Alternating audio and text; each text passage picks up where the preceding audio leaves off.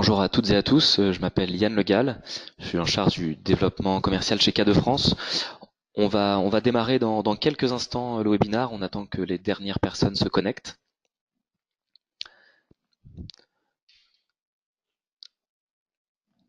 Le temps pour moi de vous présenter également Jean Cadeau, le directeur technique de K2 France, qui m'accompagnera pour ce webinaire. Bonjour à tous. Aujourd'hui, le thème de l'innovation. On s'est posé la question de savoir comment les DSI peuvent aujourd'hui se réapproprier l'innovation au sein de l'entreprise. On essaiera d'y apporter des éléments de réponse lors du webinaire. Alors je vous propose de commencer la session, si vous voulez bien. Alors pour introduire les éléments, on a réfléchi autour de la transformation digitale, autour des DSI, et on a voulu s'approprier quelques chiffres. Alors pour commencer, une étude qui date de 2014.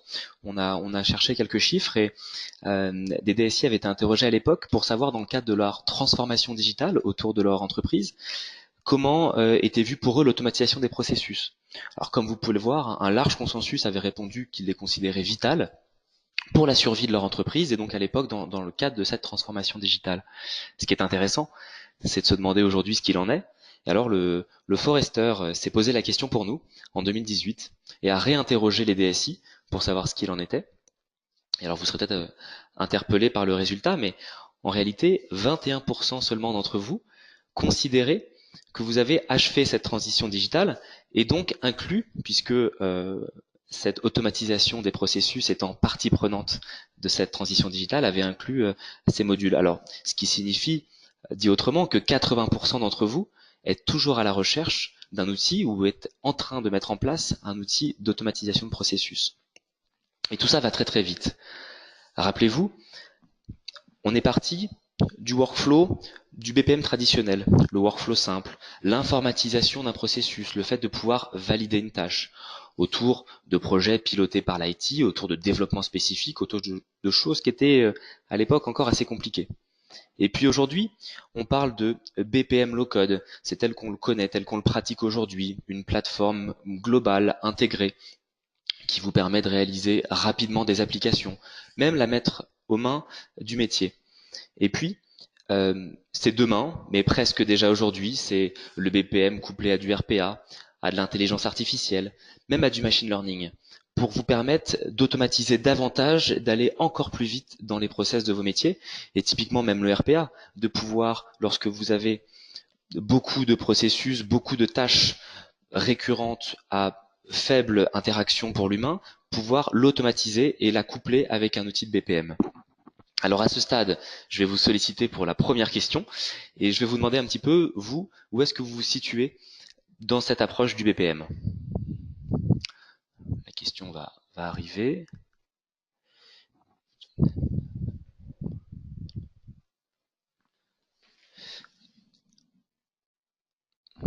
Vous voyez, tout le monde voit bien la question, vous pouvez y répondre. Alors, vous avez une partie d'entre vous y avez répondu. On attend que les derniers votent. Vous pouvez prendre encore quelques secondes pour voter à la question. Donc, effectivement, savoir un petit peu comment vous placez. Il n'y a pas de mauvaise réponse. L'idée est de savoir où vous vous situez pour alimenter un petit peu le débat qu'on a aujourd'hui. Ah, j'ai l'impression que les résultats vont être serrés. Vous avez presque tous voté. On va peut-être passer aux réponses pour qu'on puisse voir un petit peu ce qu'il en est. Et alors, ce qu'il en ressort, c'est assez intéressant. C'est que finalement, vous êtes quand même une majorité à ne pas avoir d'outils application métier, de très près avec un vieil outil de BPM, et finalement assez peu d'entre vous utilisent des solutions low-code. Alors, j'ai envie de dire tant mieux. Je pense que vous êtes au bon endroit du coup, et, et ça tombe bien, on va pouvoir aller un peu plus en avant sur ces solutions. Alors, on a parlé de BPM low-code, on a parlé du coup de partager l'innovation, de partager la réalisation des applications avec le métier. Il est intéressant de savoir pourquoi co-innover avec le métier.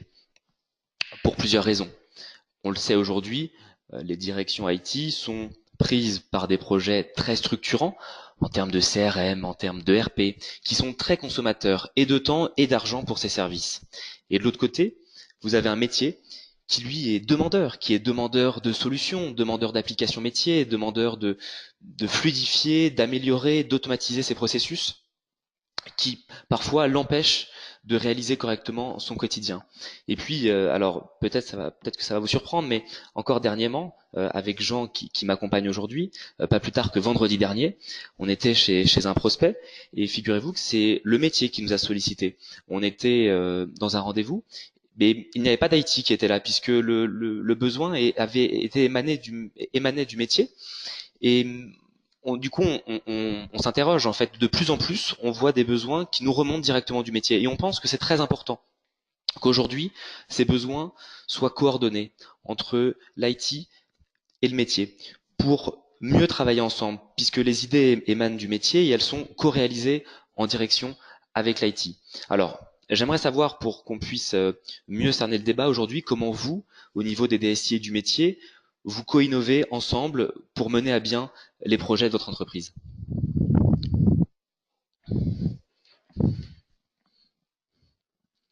Alors allez-y. Effectivement, savoir si on est plutôt sur peut-être une absence aujourd'hui de co-innovation. Alors quand on parle de co-innovation, c'est surtout savoir comment on travaille ensemble. Est-ce que c'est plutôt dans une seule direction, on essaye d'échanger, mais c'est aujourd'hui encore compliqué. Ou alors est-ce qu'on fait du mieux qu'on peut. Alors là, les résultats sont plutôt tranchés. C'est intéressant. Bon, c'est assez représentatif, je pense, d'une réalité du terrain. Alors on arrive à peu près, vous avez quasiment tous répondu. On va peut-être attendre que encore une ou deux personnes répondent, mais vous avez globalement été assez réactifs. Je vous en remercie. Alors, ce qu'on voit, vous avez répondu quand même massivement, plus de la moitié, que le métier vous faisait des demandes et que vous y répondiez comme vous pouviez. Et puis quand même, une partie d'entre vous avait déjà mis en place visiblement une démarche de co-innovation, ce qui est vraiment complètement ce qu'il faut faire. Alors, on va peut-être juste fermer le sondage pour que vous puissiez voir les résultats. Voilà, je pense que là, du coup, les résultats devraient apparaître si vous ne les voyez pas. Peut-être encore un... Ah, voilà, ok. Voilà, c'est mieux. Du coup, vous voyez, on a une bonne moitié où finalement vous êtes, j'imagine un petit peu, vous traitez ça au fil de l'eau comme vous pouvez. Et il y a quand même une partie d'entre vous qui co-innovez. Alors, c'est très bien. C'est vraiment la démarche qu'il faut adopter. Vous êtes dans la bonne voie globalement, donc c'est quand même très positif. Pour pouvoir co-innover, il y a une démarche en 3 étapes.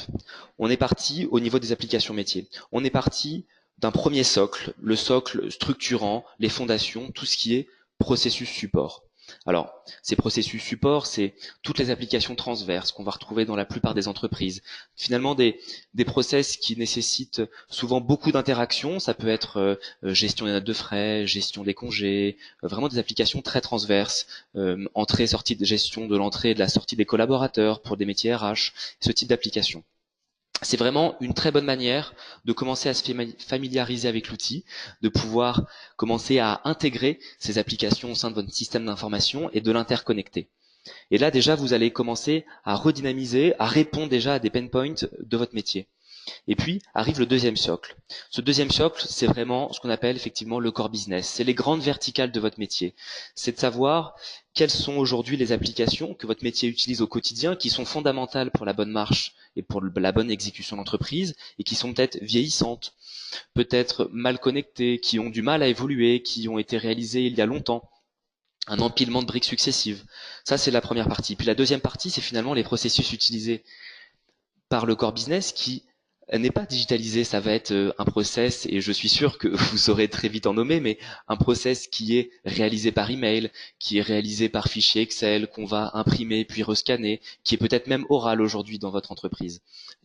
Et tout ça, il est vraiment nécessaire de les comprendre et de les digitaliser. Et puis une fois que vous avez fait ça, alors là vous avez répondu aux besoins support, aux besoins business, Et là, on est à la dernière étape. Vous avez dégagé du temps pour le métier. Il a pu se reconcentrer sur ce qui était important, sur l'innovation, sur la stratégie, sur le commercial.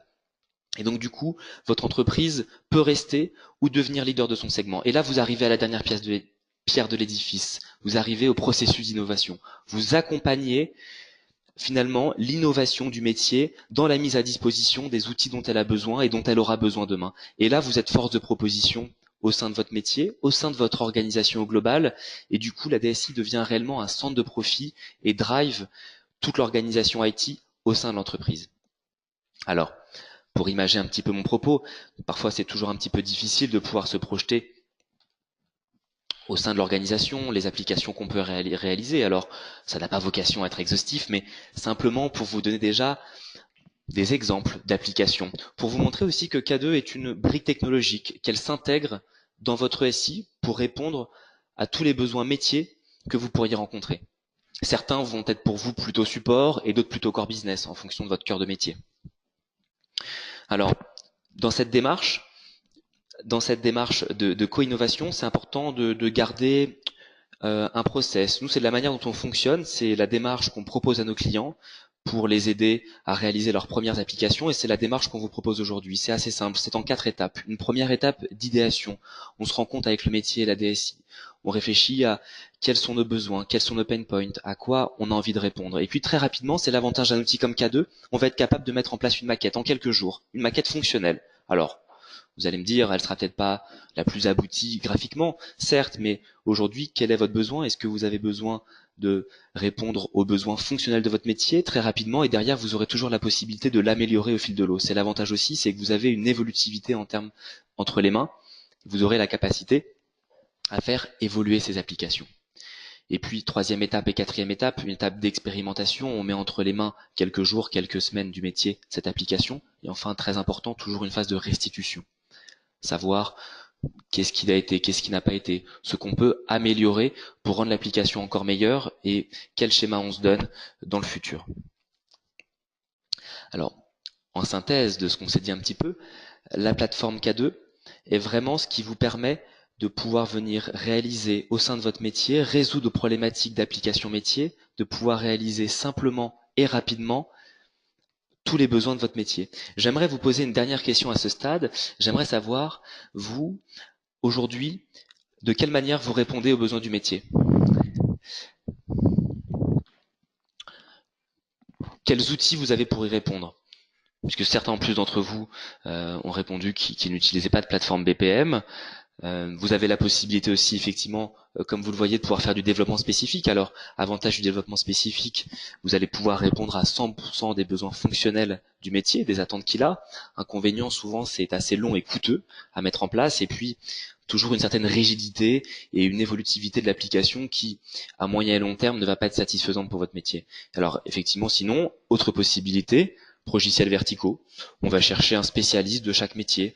Pour des besoins RH, on va aller chercher un logiciel RH. Pour un besoin achat, on va aller chercher un logiciel achat. Alors très bien, très intéressant. Sauf que la multiplicité de ces logiciels rajoute de la complexité à votre système d'information. Ces différents logiciels communiquent très mal entre eux, et alors en plus, cerise sur le gâteau, cette multiplication va très rapidement coûter très cher en termes de budget pour votre SI et le métier. Alors, certains d'entre vous hésitent encore visiblement. Ah, très bien, on progresse. Ah, c'est très serré. On va vous laisser encore quelques secondes pour répondre. On est globalement autour du développement spécifique et des logiciels verticaux. On va vous montrer les résultats. Alors, et c'est... Ah, ok. Sur le fil, on était à 50-50, et sur le fil, alors vous voyez, la plupart d'entre vous réalisez aujourd'hui du développement spécifique. Vous auriez, avec une application K2, l'avantage du développement spécifique de répondre à 100% du besoin du métier, mais également l'avantage finalement d'un logiciel vertical où vous aurez la possibilité de développer rapidement et de mettre à disposition rapidement de votre métier ses besoins métiers. Alors, je vais terminer avec une approche pour vous présenter les différentes briques que compose la plateforme K2, et puis je laisserai la parole à Jean qui vous fera une démonstration de l'outil. Alors, première brique, le workflow. Le workflow, c'est la colonne vertébrale de la plateforme. C'est quelle est l'application, quel est le process auquel je souhaite répondre. Deuxième brique, le formulaire. Le formulaire, c'est l'interface homme-machine, c'est quelle est l'interaction que je souhaite faire entre mes utilisateurs et mon application. La troisième brique, c'est l'intégration. C'est la capacité qu'a l'outil K2 de vous mettre à disposition une batterie de connecteurs préconfigurés qui vous permettent de vous connecter à votre SI très rapidement, à votre ERP autour de SAP, à votre CRM, qu'il soit Dynamics ou Salesforce, autour d'Office 365, même autour de SharePoint ou d'outils tels que DocuSign. Et puis, quatrième brique très importante, toute la partie analytique. C'est la capacité d'analyser finement. Toute la donnée qui est dans K2 est utilisable pour pouvoir vous l'exploiter, savoir quels sont les taux d'utilisation, savoir quelle est la donnée qui transite, comment elle transite, etc., etc. Et puis je terminerai là-dessus. Une deuxième sous-rubrique pour vous présenter 2 points importants. La mobilité, puisqu'aujourd'hui il est fondamental de pouvoir mettre à disposition de votre métier des applications iOS et Android pour pouvoir travailler par exemple en offline, etc. Et puis dernier point, les applications préconfigurées. Ce qu'on appelle les Smart Starters chez K2. Les applications configurées, ce sont alors un peu plus d'une trentaine aujourd'hui. C'est quelque chose c'est des applications qui set off, qu'on alimente au fur et à mesure. On va retrouver principalement les applications qu'on a pu voir autour des applications transverses, des applications socles pour la société. Pourquoi mettre ce type d'application à disposition? Simplement parce qu'on s'est rendu compte que la plupart des entreprises développaient les mêmes besoins. Une partie des applications qui étaient développées étaient communes, on l'a dit tout à l'heure, autour de la gestion d'entrée de collaborateurs, autour d'une boîte à idées, autour d'une application de note de frais. On a voulu vous mettre ces applications à disposition pour réduire davantage encore, s'il était nécessaire, le temps de développement pour répondre aux besoins de votre métier. C'est vraiment, et j'en finirai là-dessus, c'est vraiment l'important, c'est comment on arrive à vous mettre à disposition un outil qui vous permet de développer le plus simplement possible et le plus rapidement des besoins métiers. Je vous remercie, je vais maintenant passer la parole à Jean qui va vous faire une démonstration de la plateforme. Merci Yann. Bonjour à tous. Alors juste le temps qu'on change d'écran. Toc. Hop. Normalement, vous devriez avoir une vue de mon écran maintenant. Oui, tout à fait. Donc, alors, je vais essayer d'illustrer tout ça pour vous. Donc, comme vous l'avez compris par la présentation de Yann, donc K2 vous propose une boîte à outils qui va vous permettre de construire très rapidement vos applications et sans avoir à mettre les mains dans le code. Donc, on parle d'applications, enfin de plateforme no code. Et donc, il nous reste à peu près 20 minutes là pour le webinaire. Et donc, l'objectif, c'est que pendant ces 20 minutes, je parte de zéro et je vous fasse une application complète. Alors bon, elle sera pas complète à 100%, mais une application en tout cas qui tourne avec des formulaires différents intervenants. Et que je fasse ça donc pendant, on va dire, 10-12 minutes. Et puis, une fois que ça se sera fait, je vous montrerai l'application qui a été mise en place. Et donc, ça permet d'illustrer le fait que quand vous co-innovez, quand vous travaillez sur la digitalisation de vos applications au sein de votre organisation avec le métier, vous êtes en mesure de faire des choses, des maquettes assez rapidement que vous allez pouvoir après enrichir pour que ça devienne de véritables applications. Donc là, je suis sur. Vous avez à l'écran donc mes outils K2 qui sont des outils clients légers puisque je suis connecté là avec mon navigateur, donc avec Internet Explorer. Je suis là sur la page d'accueil du portail K2 où je retrouve toutes les tâches que l'utilisateur final a à faire. Et puis quand je passe sur l'onglet d'à côté, je suis sur le designer K2. Donc le designer, c'est l'outil de conception qui va permettre de construire les différents objets nécessaires à la mise en place d'une application. Donc là, on a quatre typologies d'objets qui apparaissent à l'écran et je vous en dirai un petit peu plus tout à l'heure. Donc quand on construit une application avec K2, il faut construire ces différents objets là, mais avec K2 on a aussi un petit accélérateur de mise en place d'applications qui s'appelle les K2 Smart Wizard. Donc c'est une fonctionnalité de K2 qui va permettre en fait de créer tout mon squelette applicatif, de créer tous les objets dont je peux avoir besoin quand je mets en place ma première application. Donc je vais aller sur cet espace-là pour créer cet objet-là. Donc là, je vais retrouver donc les différentes applications et puis je vais demander donc à créer une nouvelle application. Donc ici, quand je demande à créer une nouvelle application, je peux créer plusieurs types d'applications. Je peux installer une application depuis le catalogue. Donc c'est ce dont vous a parlé Yann tout à l'heure, ce sont les Smart Starters. On a constaté qu'on avait pas mal de clients qui finissaient par mettre en place les mêmes typologies d'applications, donc les applications qu'on appelle support, donc demande de congé, demande de remboursement de notes de frais, des choses qui peuvent servir un petit peu à tout le monde. Donc on a un catalogue d'applications toutes qui peuvent être utilisées, récupérées ici, installées, utilisées telles quelles, hein, puisqu'elles sont complètement fonctionnelles ou mis à jour pour correspondre à vos besoins. Puis après, on peut créer des applications de trois types, donc des applications de type workflow d'approbation, des applications de type enquête, un petit peu comme on a vu avec le webinaire. Est-ce que vous êtes plutôt développement spécifique? Est-ce que vous êtes plutôt donc je peux créer ce genre d'application avec K2, et puis des applications où on va pouvoir collaborer avec plusieurs personnes autour de mêmes objets techniques. Donc moi, je vais me créer une application de type approbation.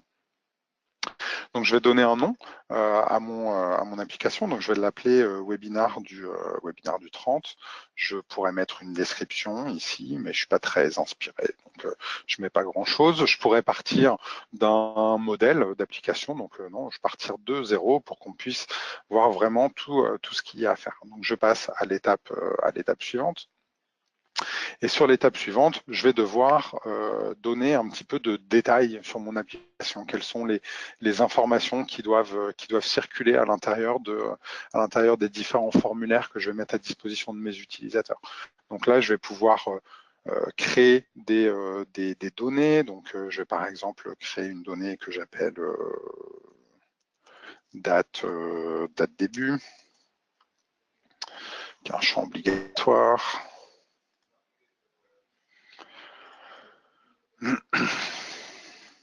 Date fin.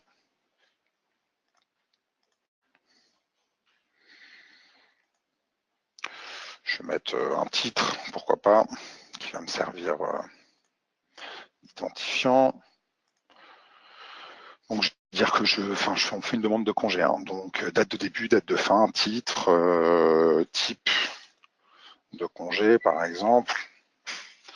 Ensuite, je vais mettre une description, enfin un commentaire. Puis pourquoi pas une note avec une nécessité. Hop. Donc un numérique. Toc. Donc voilà, je pourrais rajouter plein d'autres informations si je le souhaite. Là, je vais me contenter de ça. Je peux redisposer un petit peu mes champs, puisqu'en fait K2 va me générer un formulaire qui contient tous ces champs-là. Donc si je veux qu'ils aient un ordre particulier dès la première génération, je peux le spécifier ici. Et puis une fois que j'ai défini les différentes informations dont j'avais besoin, je vais pouvoir aller rajouter des options supplémentaires. Donc je vais choisir le type de workflow que je veux utiliser. Donc là, on va pas voir tous les workflows qu'on peut mettre en place, hein, mais je vais faire un workflow d'approbation avec à 2 étapes avec la possibilité d'un retour de demande de modification et d'un retour arrière. Donc là, comme je génère juste le squelette, ça me génère mon workflow, mais si après je veux rajouter des nouvelles étapes, j'ai les outils K2 qui vont me permettre de faire ce genre de choses. Je vais choisir qui va valider la première étape. Donc la première étape, je vais dire que la personne qui devra la valider va être sélectionnée par la personne qui fera la demande. Et puis pour la deuxième validation, on va dire que ce sera moi, donc Jean, toc. Donc là, je me retrouve normalement dans l'annuaire, ici, et puis suivant.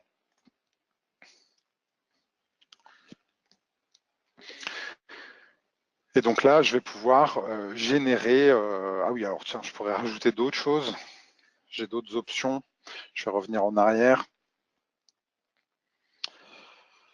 Hop, dans les options ici, je vais autoriser la mise en place de brouillons et puis les utilisateurs à mettre des commentaires. Je fais suivant et cette fois-ci, je demande à générer mon application. Hop. Donc là, ça va prendre un petit peu de temps, 3-4 minutes, ce qui est assez long à l'échelle d'une démonstration, mais en production, ça va assez vite. Donc je vais retourner sur le designer. En attendant, je reviendrai sur cette page d'accueil. Et en fait, K2 est en train de me générer des objets au niveau de... Je vais vous montrer le répertoire. Normalement, je vais avoir un répertoire qui a été créé qui contient le nom de notre application. Voilà, webinar du 30. Et là, K2 est en train de générer des choses. Donc pour l'instant, il y a deux sous-répertoires.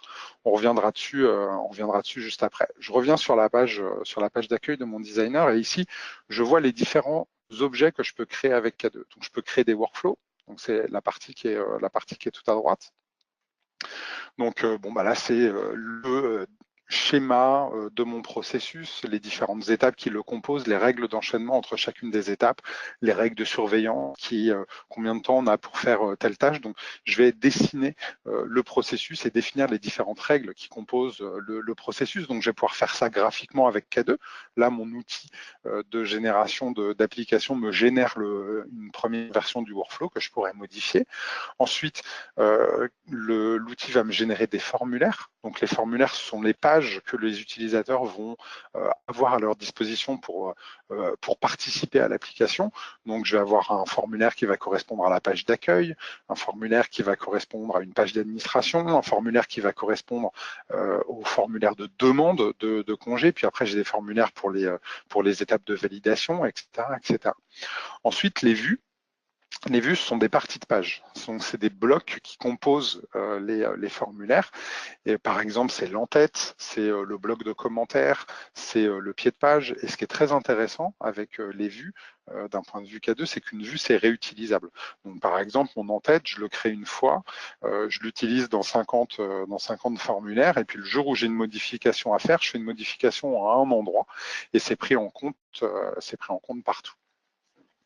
Et puis ensuite, les smart objects, donc ce sont les objets qui définissent les données qui circulent au sein des processus. Donc je vais avoir deux types de données. J'ai mes données métiers, donc par exemple la date de début, la date de fin pour une demande de congé. Et puis après, j'ai mes données, on va dire, qui vont me permettre d'aller requêter mon système d'information, donc les données que je récupère au travers de mes connecteurs, qui vont me permettre de peupler des champs de référence dans mon formulaire. Donc K2 est livré avec un certain nombre de connecteurs, donc des connecteurs pour des bases de données, Oracle, SQL Server, pour des outils de JED comme SharePoint, pour des outils pour des ERP comme SAP, pour des outils de CRM comme Dynamics CRM, Salesforce, etc., etc. Et donc K2 peut aller puiser de l'information dans ces outils en lecture pour les afficher dans les formulaires, mais aussi en écriture pour mettre à jour ces informations. Donc typiquement, dans une demande de congé, je vais aller afficher sur le formulaire de demande le solde de jours de congé de la personne. Et ça, je vais aller le chercher en lecture dans mon outil SIRH. Et puis, une fois que tout le monde a validé les congés, je vais demander à K2 d'aller décrémenter ce solde-là dans le solde, dans l'outil de SIRH. Donc voilà tous les outils, enfin tous les objets que je vais pouvoir créer avec K2. Donc je vais revenir sur la liste des objets qui sont créés. Je vais rafraîchir tout ça. Et je vois qu'effectivement, il y a plus d'objets qui ont été créés, enfin plus de répertoires. Moi, le refresh, il faut que je le fasse à une. Hop, voilà. Donc je vois le workflow qui a été mis en place, qui est ici. Je vois quand il faudra bien s'afficher. Ou alors il n'est pas créé encore. Voilà. Là, hop, je vois les différentes vues qui ont été créées, les différents objets, les différents smart objects, les différents formulaires. etc., etc. Donc je vois tout ce que K2 m'a généré pendant que je vous parlais. Donc maintenant que tout ça a été généré, on va aller regarder à quoi ça correspond. Donc si je reviens ici sur ma page précédente, K2 m'a positionné sur la page d'accueil de mon application. Et donc, je retrouve une page d'accueil très classique avec l'entête ici de mon application, avec le titre, le nom de la personne qui est connectée. Je retrouve ensuite les actions que j'ai. Donc, je peux faire une nouvelle demande, je peux accéder au reporting des demandes, je peux accéder à la partie administration, puisque je suis la personne qui a fait la génération, j'ai accès à l'admin. Et puis, en dessous, je retrouve ma liste des tâches, la liste des demandes que j'ai faites et qui sont en brouillon, la liste des demandes que j'ai faites et qui sont en cours de validation, et la liste des demandes que j'ai faites qui sont terminées. Et donc, je vais pouvoir faire une nouvelle demande. Donc, pour faire une nouvelle demande, je clique sur le bouton qui est ici, faire une nouvelle demande, et je retrouve les champs qu'on a créés ensemble, ceux qu'on a rendus obligatoires. Donc, le titre ici, donc mon test 1, la date de début. Donc là, j'ai un calendrier. Je vais dire que je veux partir, je veux m'absenter le 2 novembre. Et puis que je vais revenir, c'est juste le 2 en fait. Hop. Toc. Bon là j'avais laissé l'heure, bon c'est pas grave, je l'enlèverai plus tard. Le type, donc je veux dire que c'est pour des RTT, un commentaire de début novembre, et puis la nécessité, donc c'est important. Voilà. Et puis je vais choisir la personne qui doit intervenir. Alors pour pas avoir à basculer, aussi, je vais le faire. Je vais basculer entre différentes fenêtres. Donc je vais envoyer la tâche à faire à Eric. Alors c'est pas Eric. Eric avec un K. Voilà. Pour les démos, je mets un commentaire, mon commentaire de demande. Voilà. Et je soumets cette demande. Donc j'ai fait ma demande. Ici, je n'ai pas de nouvelles tâches à traiter. En revanche, je vois dans la liste des demandes que j'ai faites qu'il y a la demande pour le webinaire numéro 3 là, qui a été faite. Je peux cliquer sur le lien qui est ici pour accéder au suivi graphique. Donc le suivi graphique, qu'est-ce que c'est? C'est un composant qui montre le workflow qui a été mis en place et qui, avec des codes couleurs, va m'indiquer par quelles étapes on est passé. Donc c'est le workflow qui a automatiquement été généré. Donc je retrouve mon workflow avec l'email qui a été envoyé et la demande de validation de la première étape. Si cette personne-là est valide, on passera à la deuxième. Si elle demande des modifications, on ira sur l'étape rework. Et si elle rejette la demande, on passera par ce chemin-là. On ira directement sur la partie refusée. Donc ça, c'est le workflow de base. Donc là, je vais me connecter avec un autre utilisateur sur la même application. Donc, je vais lancer un autre navigateur. Je vais aller sur la page d'accueil de mon appli. Donc, alors, j'ai pas pris le raccourci. Toc, workspace. Voilà, je vais me connecter. Donc, on a dit qu'on avait fait la demande on avait envoyé la demande à Eric.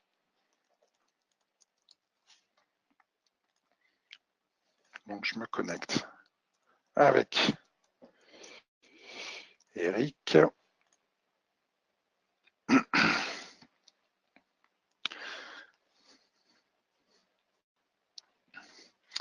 Et j'arrive sur la page d'accueil de mon workspace, ici.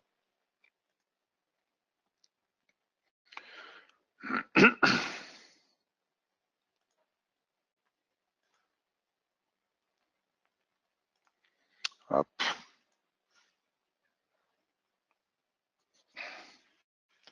Ah, alors, il ne veut pas passer. Je vais aller sur les apps.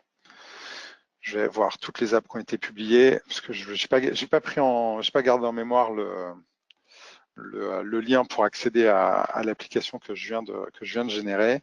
Donc, je vais retrouver l'application ici. On voit au passage qu'on est connecté avec Eric. Et je vais sur la page d'accueil de l'application. Donc ici, sur la page d'accueil, je n'ai pas le bouton administration parce que je n'ai pas les droits pour faire pour accéder à l'admin. Par contre, je vois que j'ai bien une tâche à faire pour la demande et que cette tâche a été créée à 11h33, donc il y a 3 minutes. Je vais pouvoir ouvrir le formulaire.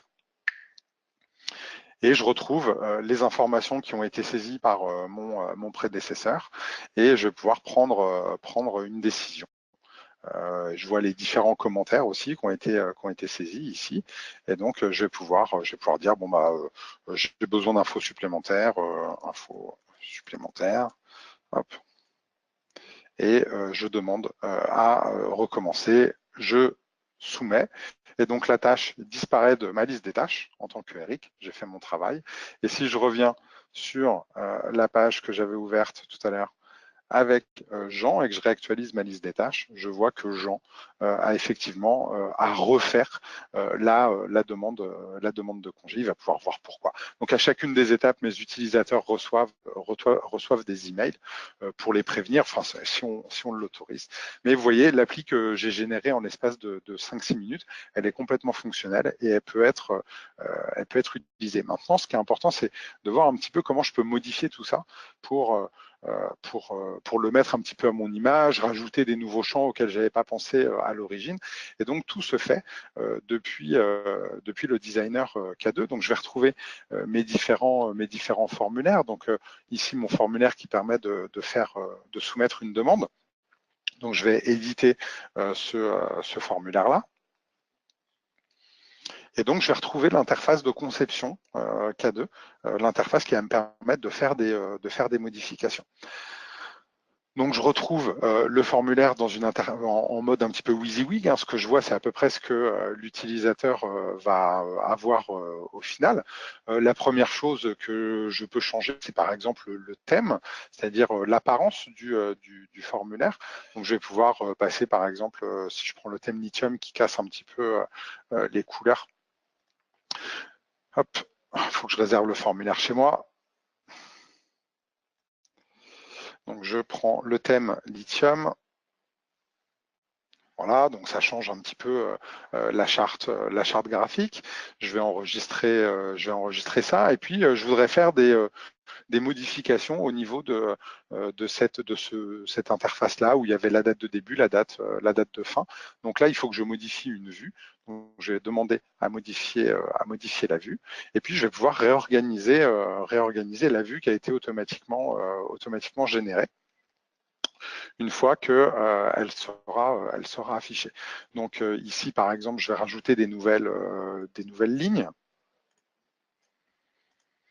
Puis je vais rajouter des nouvelles colonnes. Je vais déplacer mes champs, mettre la date de fin ici. Voilà, je vais mettre le commentaire. Je vais le mettre tout en bas, mais je vais fusionner les colonnes ici. Donc je mets le commentaire ici, voilà. Et puis je vais changer tout ça, le contrôle ici. Je vais dire que je veux un bloc de saisie de texte riche. Voilà, la nécessité, là, je vais le mettre à droite. Je voulais que ce soit une note, donc je vais changer ça, puis je vais dire que c'est une note. Pardon, toc, j'ai pas sélectionné le bon élément. Donc voilà, une note. Et je veux dire que je veux mettre une note sur 10. Et puis le champ type, je voudrais que ce soit une liste déroulante. Donc je vais mettre une liste déroulante. Tac, et puis je vais choisir la source de données. Donc pour la liste déroulante, alors soit j'appelle un connecteur qui va aller me chercher des informations dans un autre outil, soit je mets des informations en dur, là ce que je vais faire pour aller vite. Donc RTT sans solde. etc., etc. J'enregistre. Puis si je veux, je peux rajouter des nouveaux champs de saisie. Ici, je vais rajouter un slider, par exemple. Enfin bref, je peux faire pas mal de choses. Une fois que j'ai fait ça, je peux mettre un petit peu de règles entre mes différents champs. Mais là, je vais vous montrer en fait ce qu'on a fait. Donc, je vais enregistrer ce qu'on a fait. Hop. Et puis maintenant, je vais retourner sur mon application et je vais soumettre une nouvelle demande. Et donc, vous voyez, le formulaire qui charge, il est un petit peu différent ici au niveau du charting. Et puis, je retrouve les différents champs. Je peux mettre ma note. Là, j'ai mon slider. Là, j'ai ma liste déroulante. Je mets des commentaires. Je mets un titre, les champs qui sont obligatoires. Toc. Et puis une date à laquelle on va revenir. Donc après, je pourrais mettre des contrôles du genre la date de fin doit être supérieure à la date de début, la date de début doit être supérieure à la date du jour, etc., etc. Là, je vais affecter la tâche à Jean. À nouveau, toc. Et puis cette fois-ci, je vais enregistrer en brouillon pour qu'on puisse voir ce que ça donne. Donc j'enregistre en brouillon. Du coup, je retrouve, si je reviens sur ma page d'accueil, ici, je retrouve la demande dans mes demandes qui sont en brouillon et je vais pouvoir revenir dessus pour pouvoir la modifier juste en cliquant sur la ligne pour terminer le formulaire. Hop, je laisse se charger. Cette fois-ci, je le soumets. Et puis, dernière petite chose qu'on n'a pas vue tout à l'heure, mais qui peut être intéressante, c'est que j'ai accès à du reporting et je vais pouvoir extraire toutes les données de mes applications dans du Excel si je le souhaite, ou accéder au report standard K2. Donc là, mon application, hein, elle est toute comment dire, jeune, donc il n'y a pas beaucoup d'informations dedans. Bon, c'est la première fois que je lance les reports, ils vont peut-être mettre un petit peu de temps à se charger, voilà. Et puis je vais voir le nombre de demandes qui ont été faites.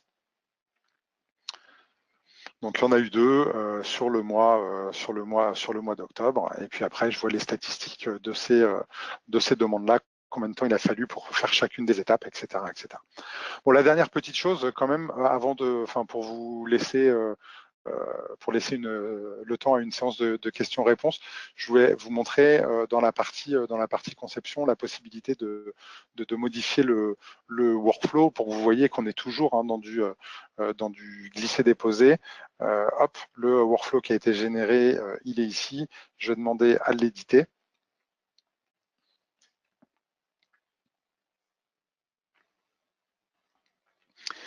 Et ça me charge l'interface de conception de processus qui est, comme vous allez le voir, hein, qui ressemble au suivi graphique qu'on a aperçu tout à l'heure, sauf que cette fois-ci, je vais pouvoir agir sur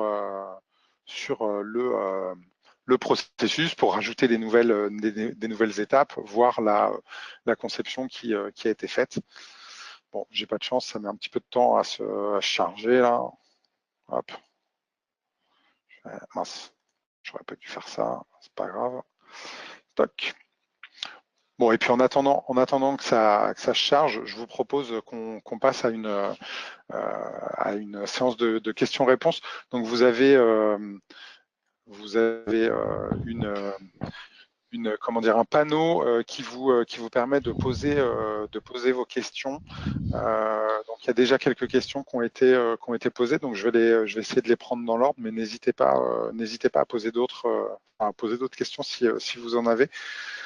Donc on me demande si l'application est compatible avec d'autres navigateurs que UE. Donc là, ce que je vous ai montré, j'ai utilisé la partie conception avec IE, un petit peu d'exécution avec IE, puis avec Chrome. Mais sachez que tous les navigateurs standards, on va dire, hein, sont compatibles avec K2. Officiellement, les navigateurs qui sont supportés sont donc Chrome, Internet Explorer, Edge, Safari et Firefox. Donc ça permet de couvrir une bonne étendue des moteurs de rendu qui sont disponibles sur le marché. Qu'est-ce qui est nécessaire en fait pour pouvoir installer K2 chez soi? Donc en fait, il y a K2 est disponible de deux façons.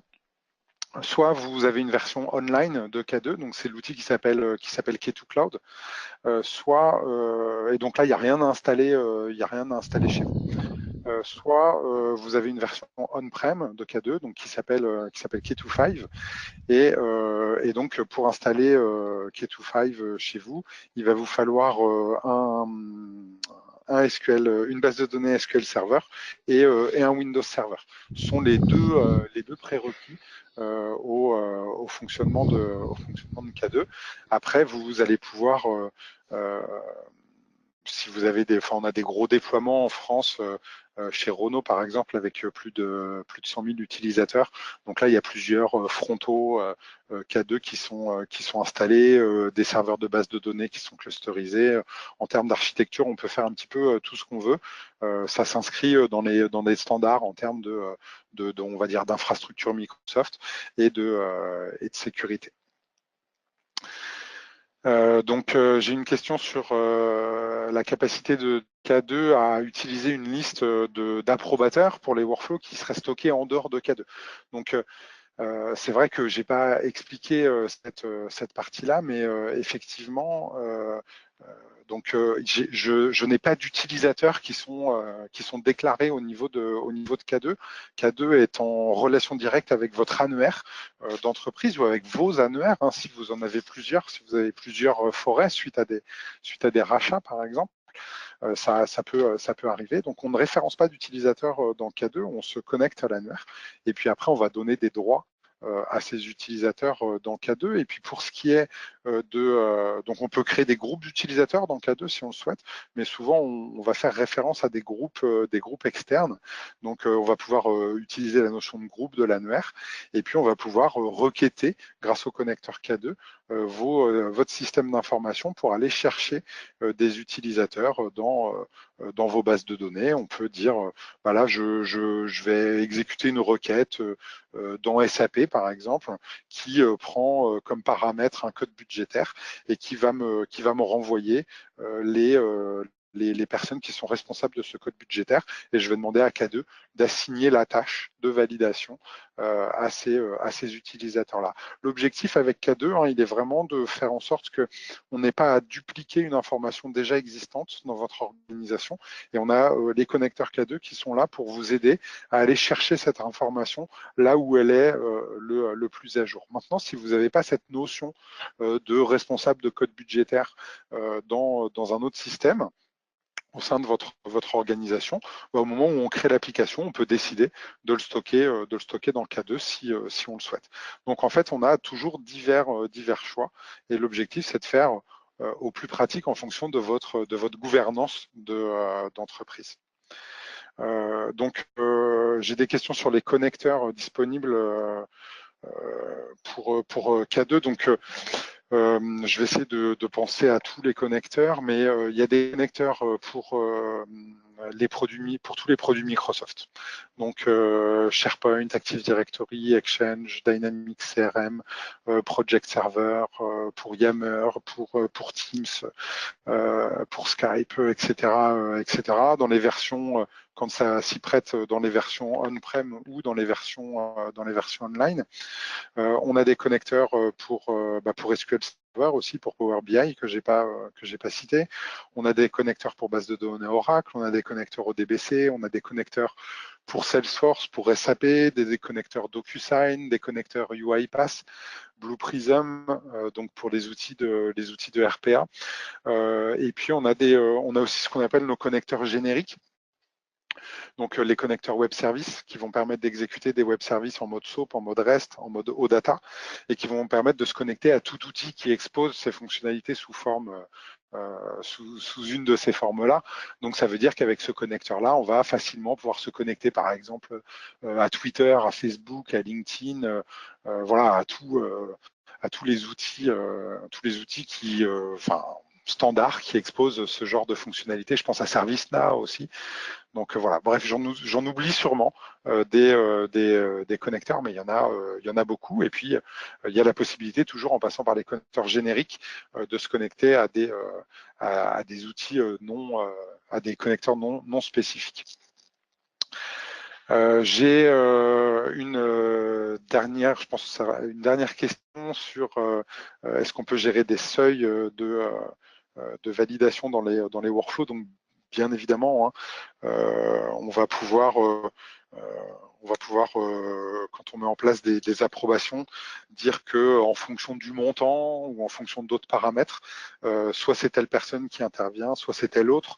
On va pouvoir dire, bon, bah, voilà, si le montant je fais une demande d'achat et que le montant est supérieur à 10 000 euros, j'ai une première personne qui valide, puis une deuxième personne, puis une troisième. Quand le montant il est inférieur à 10 000 euros, il va y avoir juste 2 niveaux de validation. Donc toutes ces choses-là sont des choses qu'on va pouvoir paramétrer, soit dans les règles d'approbation, d'assignation de tâches, soit directement au niveau du processus. Et donc là, juste pour illustrer la chose que j'ai pas pu vous montrer tout à l'heure, puisque là je l'ai encore à l'écran, je vais pouvoir faire rajouter une suite à cette étape-là, dire qu'une fois que cette étape-là que j'ai rajoutée, elle est terminée, on va reprendre ce chemin-là, puis je vais dire qu'à l'intérieur de cette étape-là, on va commencer par faire une tâche par un utilisateur, et une fois qu'il aura fait la tâche, on va envoyer un email. Donc je fais un glisser-déposer de mes assistants qui sont sur la partie gauche ici, dans ma fenêtre de conception. Puis je retrouve tous les assistants ici que j'ai en plus, et puis là la configuration de chacun de mes assistants. Donc si je veux envoyer un email, je vais devoir définir qui est l'auteur, qui est le destinataire, quelles sont les personnes en copie cachée, le sujet, les pièces jointes éventuellement, puis je vais pouvoir aller chercher du contexte au niveau de mon process. Donc je retrouve toutes les informations qu'il y avait dans mon formulaire tout à l'heure, comme le commentaire, la nécessité, et que je vais pouvoir utiliser pour paramétrer mon corps de message ou mon sujet. Donc voilà, hop, hop, en faisant du glisser-déposer de ces objets-là. Est-ce que les seuils, quand je fais une validation, peuvent être lus dans d'autres outils que dans K2? Bien évidemment. Hein. Donc, je peux, grâce au connecteur K2, je vais pouvoir aller lire les seuils dans SAP, dans Salesforce, dans une base de données sans difficulté. Et on peut, bien évidemment, puisque ce n'était pas le cas dans le workflow que je vous ai montré, avoir des approbations qui vont se faire en parallèle ou en séquentiel, sont des choses complètement standards. Alors j'ai une question sur la tarification et sur le mode de licensing par rapport à SAP. Je vais pas pouvoir, il est 54, je vais pas pouvoir répondre dans le détail. Ce que je vous propose, c'est de vous recontacter suite à ce webinaire, de vous rapidement, hein, dès cet après-midi, pour répondre à ces questions-là. Si vous avez des questions que vous n'avez pas posées, ou si jamais j'ai oublié de répondre à une des questions, n'hésitez pas à nous relancer. On se fera un plaisir d'y répondre dans le futur, enfin prochainement. Tout à fait.